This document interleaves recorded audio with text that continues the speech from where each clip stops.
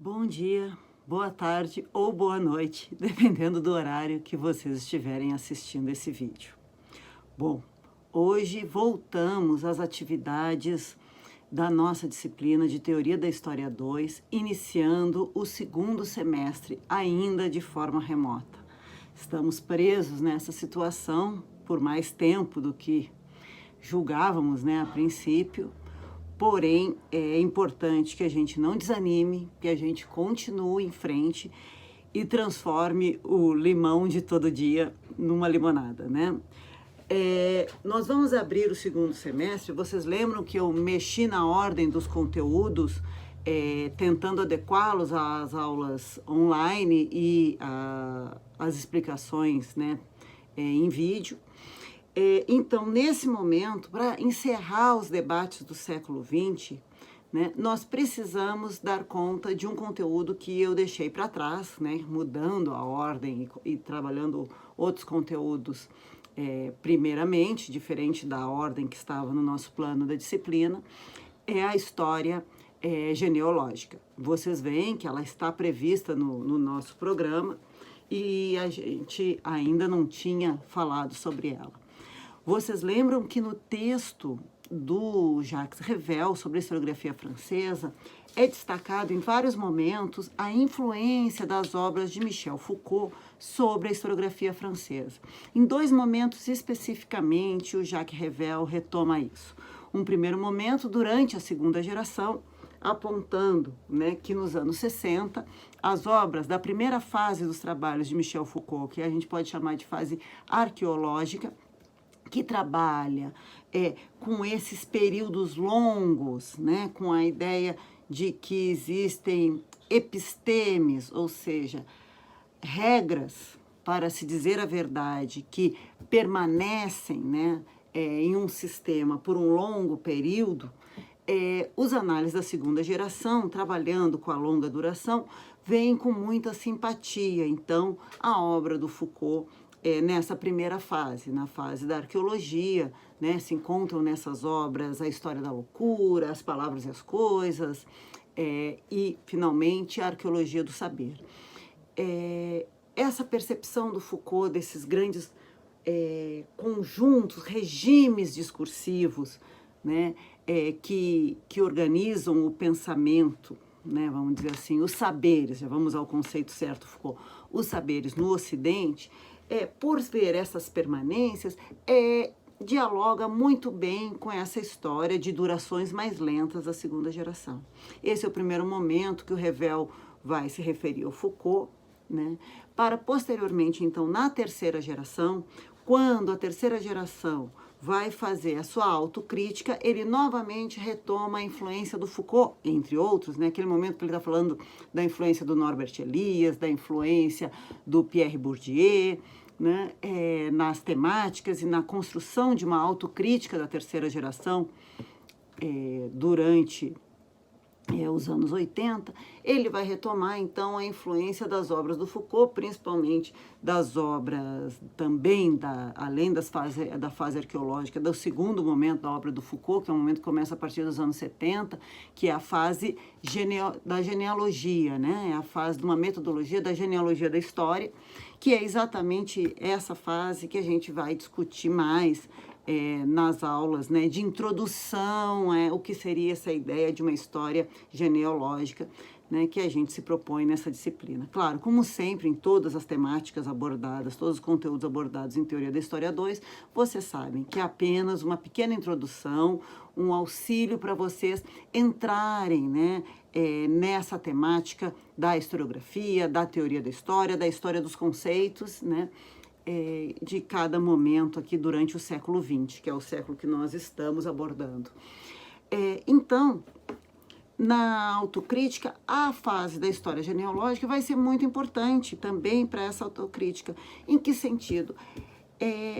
Através dos temas do Foucault, né?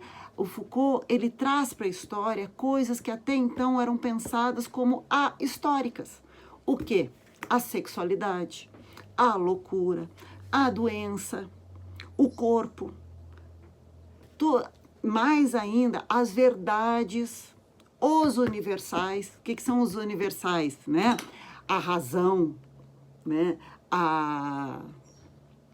O sujeito, todas essas ideias que eram a própria verdade, todas essas ideias, as concepções que eram vistas como ahistóricas, são agora historicizadas pelo Foucault. Nesses dois momentos, na arqueologia, né, quando ele analisa, então, essas práticas discursivas e os regimes de verdade que as organizam, né, e na genealogia, quando ele trabalha quais as relações das práticas não discursivas com a discursividade, quais os efeitos das relações de poder sobre os corpos, né? Então, a genealogia do poder, vamos dizer assim, né? Essa história genealógica propõe uma genealogia do poder. O poder em Foucault não vai mais ser visto como aquele poder centralizado de cima para baixo. O poder em Foucault, ele é lateral, ele é fino, ele é uma infinita rede de relações que permeiam a sociedade, que esquadrinham os corpos, que olham e gerenciam os viveres. Você percebe, quem já olhou no Moodle, que eu dividi em duas temáticas, né? Essa aula sobre a genealogia da história e a influência do Foucault na escrita da história. Um primeiro momento que a gente vai discutir o pequeno texto, né, A Vida dos Homens Infames, exatamente para ter ideia de que novo olhar, né, a arquigenealogia Foucaultiana permite ao historiador construir sobre as nossas fontes, sobre os documentos, esse olhar que vai ter transformado os documentos em monumentos, né, que está a famosa reflexão do Foucault na introdução do livro Arqueologia do Saber, ou seja, o documento, ele é um monumento. O Legoff já falou isso, mas falou depois, se vocês verem, está na nota de rodapé a citação do Foucault na Arqueologia do Saber. Ou seja, o documento, ele é fruto, o resultado de uma relação de poder que o construiu e que permitiu que ele estivesse resistido como ruína, como rastro, como vestígio até hoje. Né? Porque o arquivo é sempre um arquivo histórico, né? O que a gente guarda e o que a gente joga fora é sempre uma decisão histórica, né? Da nossa percepção do que merece continuar para iluminar o futuro, o que merece ser guardado e o que pode ir para a lata do lixo. Então, esse novo olhar sobre o documento como um monumento. Por que um monumento? Quando a gente olha uma estátua na praça, é fácil para a gente pensar, isso aí foi o prefeito tal querendo homenagear, não deixar esquecer tal tipo de personagem, né? O colonizador branco, por exemplo, pisoteando sobre os índios e as pessoas escravizadas, né? Com o seu cavalão. É muito fácil ver a intencionalidade e as relações de força que compõem uma estátua, um grande monumento. Pois esse olhar crítico que a gente tem sobre os monumentos deve ser o mesmo olhar que nós fazemos sobre o que nós chamamos de documentos ou de fontes.